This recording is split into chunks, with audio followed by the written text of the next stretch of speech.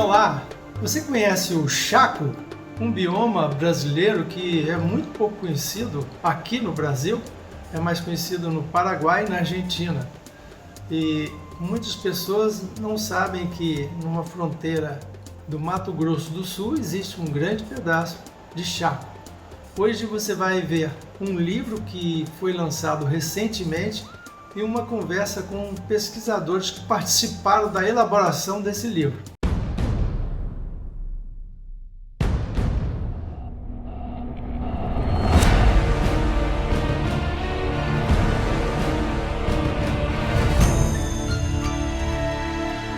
Bem, muito bom dia a todos. Eu queria dizer que é um prazer estar conversando com vocês, pesquisadores que fizeram parte desse trabalho belíssimo que foi recentemente editado, esse livro falando sobre as espécies botânicas do Chaco. É um bioma muito interessante e muito pouco conhecido, né? Então, esse trabalho que vocês fizeram tem um valor muito grande também, não só pela beleza, né? Porque mesmo aquelas pessoas que não têm formação botânica, que não têm conhecimento de plantas, ao folhear, ao ver esse material pela internet, é muito gratificante, né? É muito interessante. Principalmente para aqueles que estudam e que dão importância às espécies que ocorrem naturalmente nos biomas, né? Que é nos nossos biomas que, com o tempo, estão sendo dilapidados para dar lugar às cidades, à agricultura, vários tipos de ocupação. Hoje requerem muito a preservação dessas áreas, né? E também está estudando essa biodiversidade. Esse livro, ele na verdade surgiu a partir de um livro coordenado pela professora Ângela, também sobre o Chaco brasileiro, porém um livro de texto, né? E aí nós resolvemos complementar esse livro de texto com esse livro de fotografia. Por obra do acaso, o livro saiu primeiro, mas em breve teremos também na praça, vocês vão ter que ler, são trabalhos gêmeos, o livro de fotografias e o livro de texto. Foi um livro assim que nos trouxe muita alegria, porque a professora Ângela, a professora Arnildo, tem 20 anos de pesquisa no Chaco brasileiro, que fica no município de Porto Murtinho, e ele é tão desconhecido que ele nem aparece nos mapas oficiais. Por conta de muita batalha desse grupo e outros colegas que vêm trabalhando no Chaco, a gente começa a inseri-lo nos mapas oficiais. Porém, ele é muito desconhecido do público e esse livro a gente acredita que possa contribuir para efetivamente dar um pouco mais de visibilidade, né? Nós somos em sete autores do livro, né? E também contamos, uma coisa curiosa, nós contamos com 23 colaboradores externos. Então, é um livro muito robusto do ponto de vista da informação técnica, totalmente confiável, e também cuidamos para que a linguagem do livro fosse acessível ao grande público. A gente imagina que esse livro possa ser lido no celular, a pessoa andando de ônibus, esperando numa fila. As legendas são muito curtas, evitamos ao máximo termos técnicos, sem perder a informação. Professora Ângela, a senhora pode falar um pouquinho sobre esse belíssimo ecossistema, o Chaco? Obrigada, Almir, pela oportunidade, né? O Chaco, ele é um domínio que ocorre só na América do Sul, Argentina, Paraguai, Bolívia e no Brasil. E toda vez que a gente encontra alguma literatura, referencia o Brasil como tendo uma estreita faixa de Chaco. De fato, isso é verdade, porque o Chaco ocupa na América do Sul 800 mil quilômetros quadrados, e para o Brasil há controvérsias em relação ao quanto que a gente ainda detém de Chaco, né? Então, há uma variação muito grande, que pode ter de 70 mil até 12 mil quilômetros quadrados. E a extensão dele, como alguns autores colocam, como reduzida faixa, estreita faixa, em nada minimiza, diminui a importância dele do ponto de vista da biodiversidade. Porque a primeira vez que eu visitei o Chaco, ali no município de Porto Murtinho, eu estava inclusive com o professor Anildo Pote, eu fiquei simplesmente encantada. Por quê? Porque trabalhando com botânica, eu percebi que tinha muitas espécies que eu conhecia só de literatura, e eu falei, gente, o que que essas espécies, pensava assim, o que que elas estão fazendo aqui, né? Depois de muita pesquisa, de muito financiamento do CNPq, dos órgãos de fomentos estaduais, de muita pesquisa de pós-graduando, dos colegas que fazem trabalhos em outras áreas, né? Nós conseguimos fazer um bom levantamento e hoje a gente tem um conhecimento assim razoável de que, por exemplo, em termos de flora, a gente tem mais de 550 espécies de plantas que produzem flores e frutos, e dessas 550 espécies, nós temos um percentual expressivo de espécies que são endêmicas, ou seja, elas vão correr só em formações de chaco. Aliado a isso, o que a gente enfrenta agora é um desafio, que essas áreas do Chaco, elas precisam ser protegidas por uma legislação, né, para que esses remanescentes que a gente conseguiu estudar e levantar, eles sejam preservados, e essas espécies protegidas, porque a pressão na região é forte, né? Não coloca muito em risco ali a biodiversidade do local. Professor Arnildo Potti, obrigado pela sua participação também. Gostaríamos de conhecer um pouco essas plantas, né? E saber, principalmente, quais as que mais te impressionaram, né? Quais as plantas que, dentre as endêmicas, né? Apenas do Chaco, que poderiam ser citadas. A gente vai botar também algumas fotos na edição aí. De repente, a gente pode estar mostrando ao telespectador a foto dessa planta que vocês indicaram. Bom dia. Bom, não são só plantas, né? Tem a fauna também, e o Paulinho é mais de fauna, a tese de doutorado dele é de formiga, né? Então, há uns 35, 36 anos, nesses projetos de levantamento geral do estado e da bacia do Pantanal, nós fomos a Porto Murtinho e coletamos algumas plantas, né? O que mais impressiona tudo impressiona, a começar pelo maior espinho que eu já vi na minha vida, né? Quer dizer, ele tamanho de uma palma da mão. Quase tudo que você encosta é pinica, né? Muitos cactos. Então, tem assim uma similaridade visual com a caatinga nordestina. Sim. E, aliás, quando o Darien Prado, né, estava fazendo doutorado na Escócia, ele foi a Caatinga, depois ele veio para cá, e aí ele disse, estou em casa. Quer dizer, se sentiu em casa. Que interessante. E essa vinda do Prado foi em 1989. Em 94, foi publicado um capítulo nesse livro. O capítulo dele é Prado, Gibbs, né? Peter Gibbs é o orientador escocês, e eu e a minha colega, a esposa, Vale. Muito rápido, mas mesmo assim já coletamos mais. Depois, com a vinda da professora Ângela, aí sim, aí houve coletas sistematizadas. Você vai 10 vezes na mesma área e você ainda encontra espécies, né? Então, essa metodologia, ela utilizou não apenas só o itinerante que a gente tinha feito. A tese do Prado foi essa conexão, a biografia dos ecossistemas semiáridos da América do Sul, né? É um arco, né, que vem lá do Nordeste do Brasil, passa por aqui, vai para a Argentina e sobe ao Peru, né? Sim, no Chaco, as temperaturas são mais baixas, né?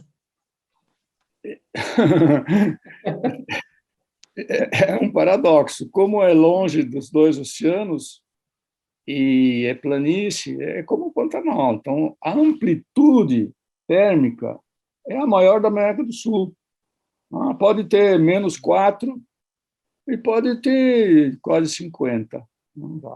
Pois é, o diferencia bastante do Nordeste, né? Apesar de ter esse xeromorfismo, né, que é chamado, né, essas Sim. características de deserto. Algumas espécies até são as mesmas, né?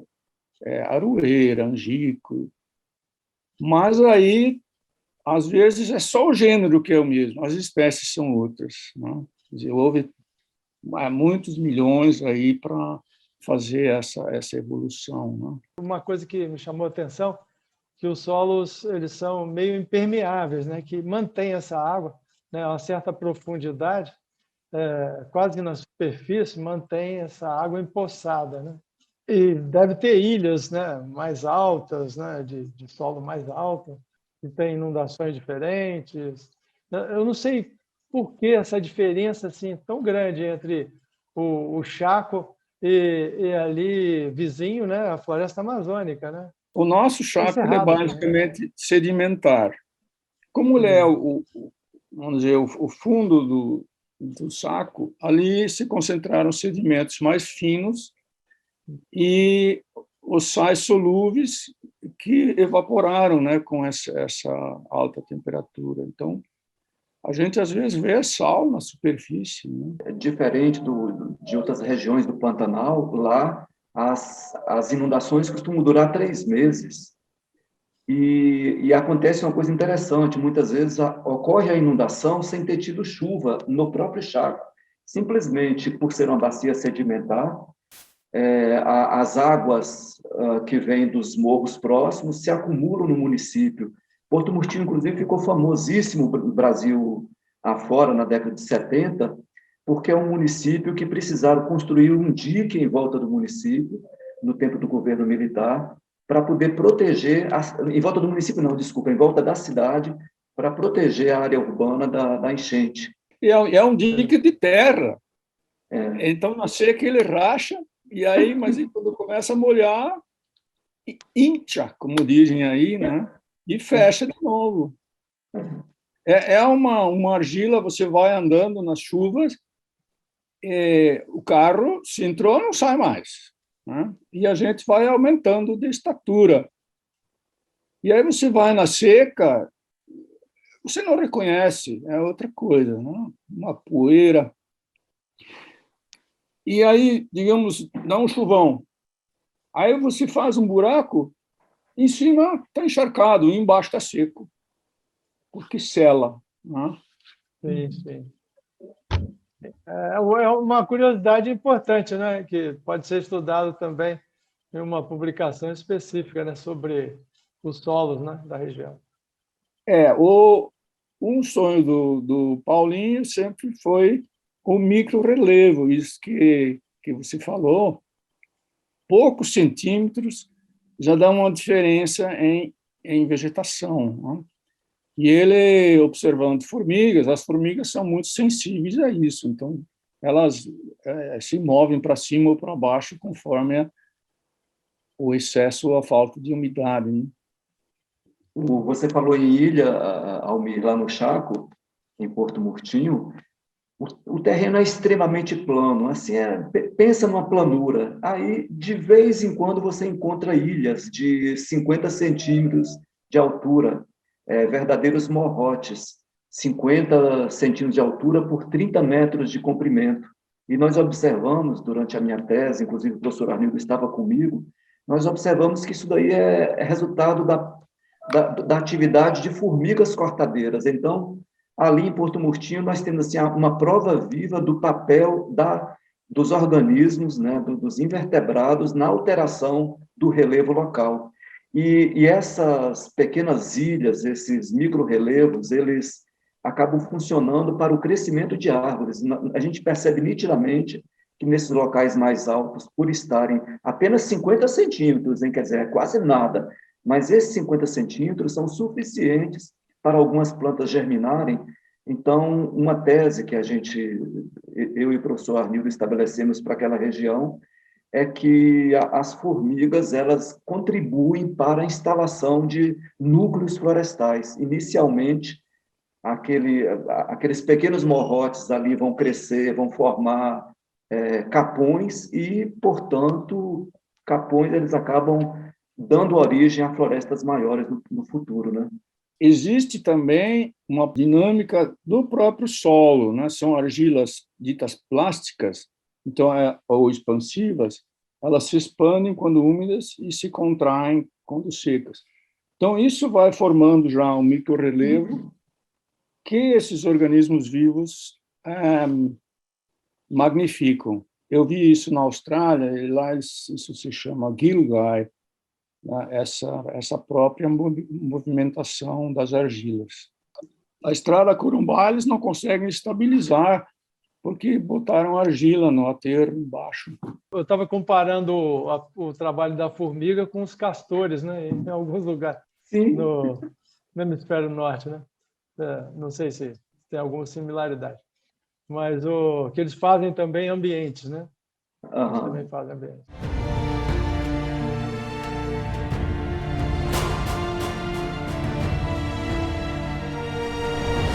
Encerramos a primeira parte da nossa entrevista, agradecendo aos pesquisadores e a você, telespectador. Fique conosco que teremos a segunda parte da nossa entrevista. TV Ambiental, a TV que te reconecta.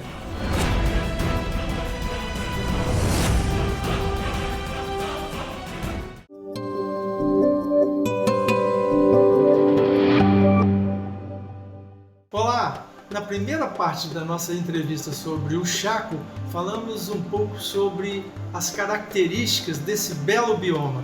Agora vamos conhecer um pouco mais. Professora, quais as famílias mais importantes de plantas que a gente encontra lá? Eu vi muita fabácea, né? Fabácea lidera, tem mais de 100 espécies, né, das que a gente levantou. Poácea tem bastante, gramíneas. Poligonácea acho que tem um pouco. O que mais? Raminácea. Basicamente essas, mas Fabácea é a que lidera em todos os levantamentos que nós fizemos. E as flores mais bonitas? Difícil, né? Cactos. Cactos, eu esqueci de falar, cactácea tem bastante, viu? Nossa, são lindas. Cactáceas são muito lindas. Principalmente no visual, né? Muito cactos. Chamam a atenção. Bromélias nas árvores. Sobre os animais, fala um pouquinho sobre eles. Eu me desculpe estar adiantando o filme, mas o professor Franco, que é um pesquisador de anfíbios e répteis, que está no livro-texto coordenado pela professora Ângela, que em breve vai ser lançado, ele e seus colegas autores de um capítulo dizem claramente que os répteis e anfíbios que ocorrem em Porto Murtinho são a prova real e cabal de que ali é Chaco. Então, são animais extremamente peculiares. Tem um calango que tem lá, Almir, que você não acredita, não existe em nenhuma outra parte do Brasil. A gente criamos o nome em português de calango azul, não havia uma tradução. Para você ter uma ideia, é muito parecido com esse calango comum, só que ele tem 4 dedos na perna, em vez de 5. Foi classificado lá? Sim, na verdade, não. Ele é citado pela primeira vez no Brasil, lá em Porto Murtinho, e depois também apareceu em Corumbá, mas ele é nitidamente chaquenho. Então, nós temos assim aves que só ocorrem lá, temos anfíbios que só ocorrem em Porto Murtinho e em nenhum outro lugar do Brasil, e formiga, para a gente acabar com esse lugar comum de achar que só existe formiga de doce e formiga cortadeira, na minha tese eu identifiquei 218 formigas somente no município de Porto Murtinho. Dessas 218 formigas, algumas, como essa formiga cortadeira que eu falei para vocês, ela só ocorre no Chaco de Porto Murtinho e uma fraçãozinha do Rio Grande do Sul, para vocês terem uma ideia, que é uma formiga cortadeira chamada Ata saltensis. Então, assim, eu estou falando em invertebrados porque geralmente a gente não pesquisa invertebrados. Estou falando só de uma parcelinha de invertebrados que são as formigas, né? Então, em termos de animais, é maravilhoso. Eu já ouvi relatos de ocorrer lá um tatu, aquele tatu bola, que não ocorre em outras partes do Brasil, com exceção da caatinga, né? Mais uma vez, a fauna de Porto Murtinho também lembra a fauna da caatinga. Na minha tese, eu consegui estabelecer claramente. Pra você ter uma ideia, a caatinga está mais próxima do Chaco brasileiro em termos de formigas do que o vizinho Pantanal, para você ter uma ideia. Eu costumo brincar, inclusive, Almir, falando nas minhas palestras, que o Chaco brasileiro, ou Chaco, né, é uma caatinga com frio, porque, assim, em termos não de espécies, mas em termos de aparência, de aspecto, é como você estivesse dentro da caatinga. Só que lá faz um frio, como o Arnildo disse, um frio de quebrar ossos e também um calor de quase 50 graus. Eu posso contar um pequeno incidente sobre formiga? Sim.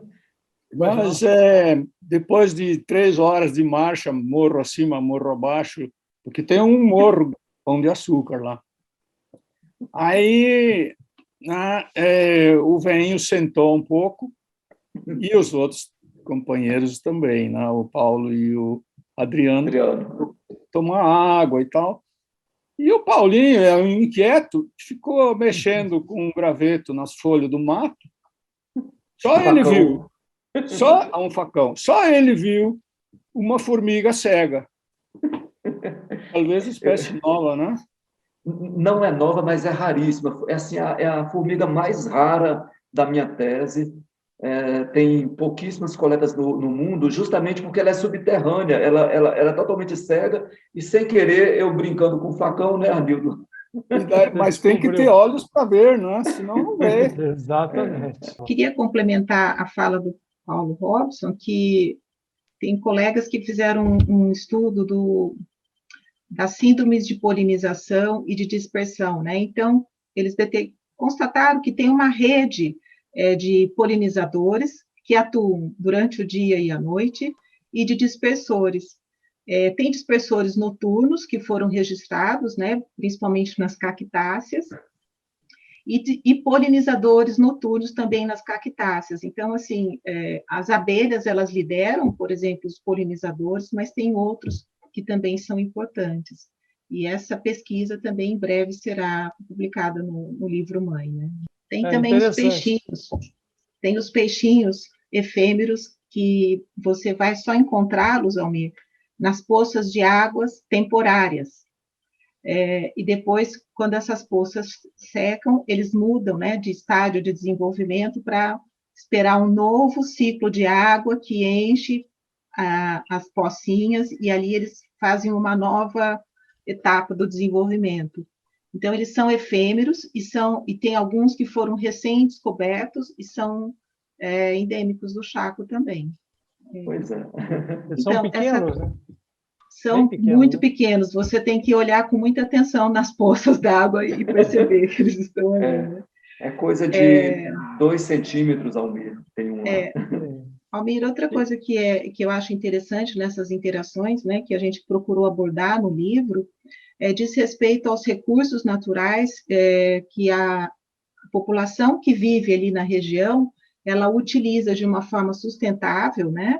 Então, tem vários recursos que podem ser utilizados a partir de plantas para a construção de alambrados, de cercas, de telhados, até plantas que são utilizadas na pesca, né, para a captura dos peixes, como iscas, frutos que são usados na alimentação, e sem contar os infinitos usos, por conta do conhecimento acumulado ao longo de gerações, de chás, né, de princípios medicinais, mas eu acho que fica assim, essa interação do homem com aquele ambiente, que também é importante e que a gente constatou nas nossas pesquisas, né, os colegas fizeram belíssimos trabalhos a respeito.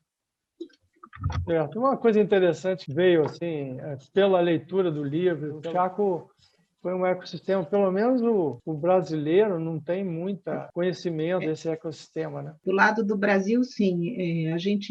Como a gente está com esse acúmulo de 20 anos de pesquisas, muitos trabalhos estão saindo agora, né? Então, vai ter um ganho nesse sentido. Se nós olharmos na Argentina, os pesquisadores lá têm mais trabalhos publicados do que nós, mesmo porque lá tem muito mais chaco do que aqui. Né? Mas eu também... Pode falar. Tem pecuária recentemente, lá? Tem pecuária.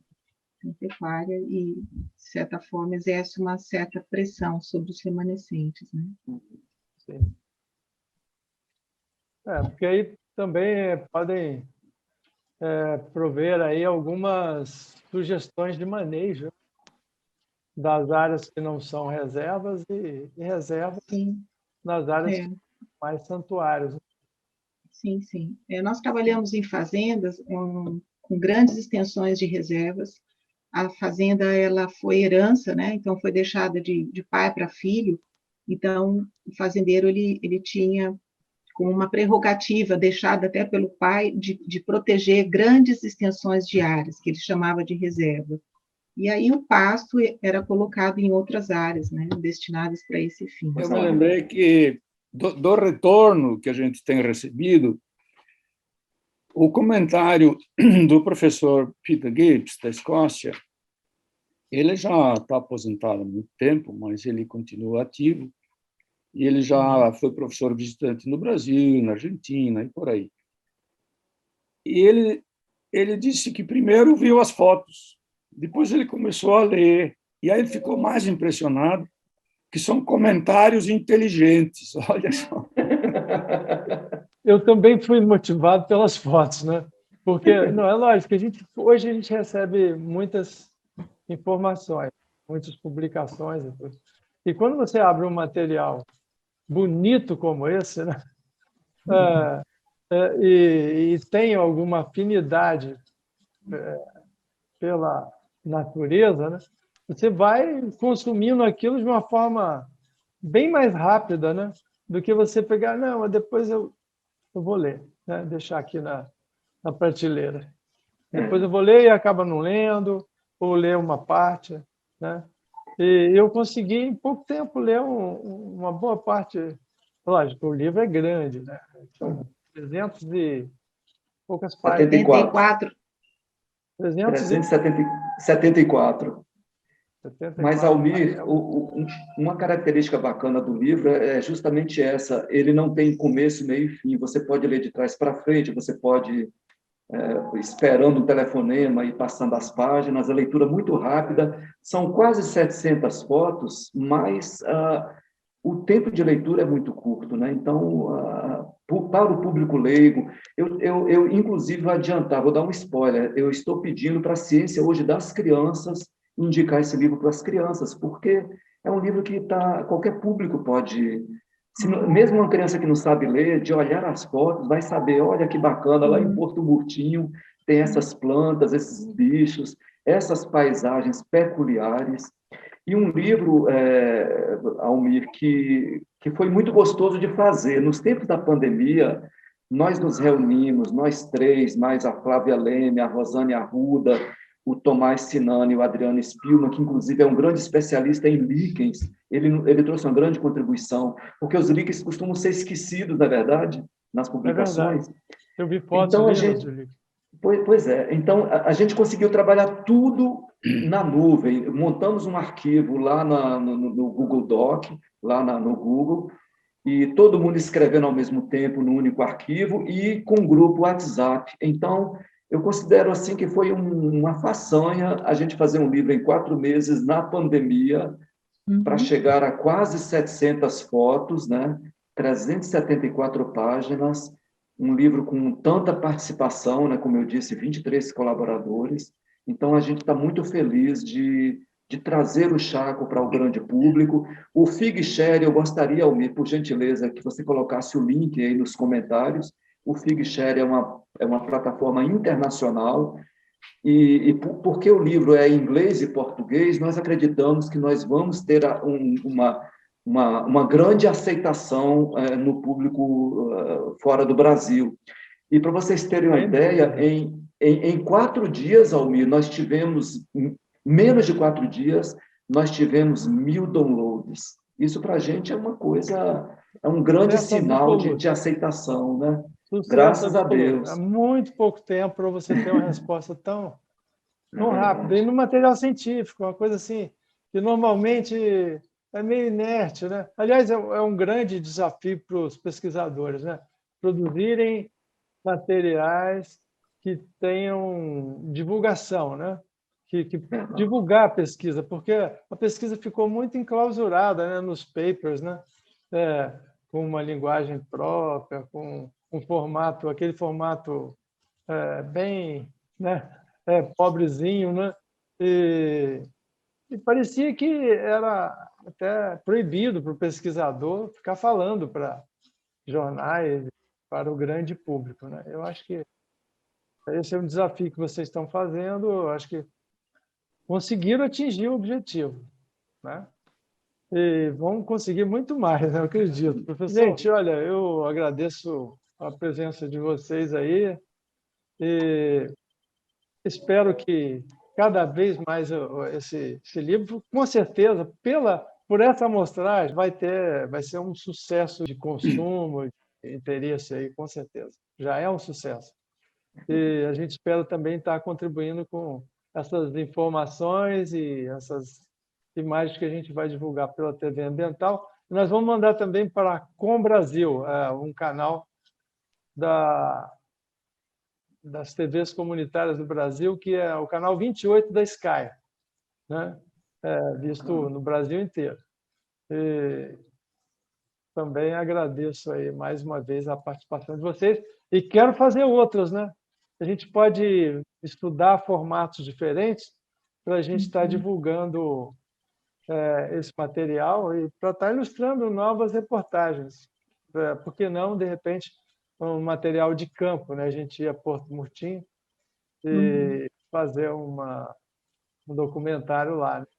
Você tem imagem também, imagens sem ser de foto? Tenho alguns vídeos. Tenho.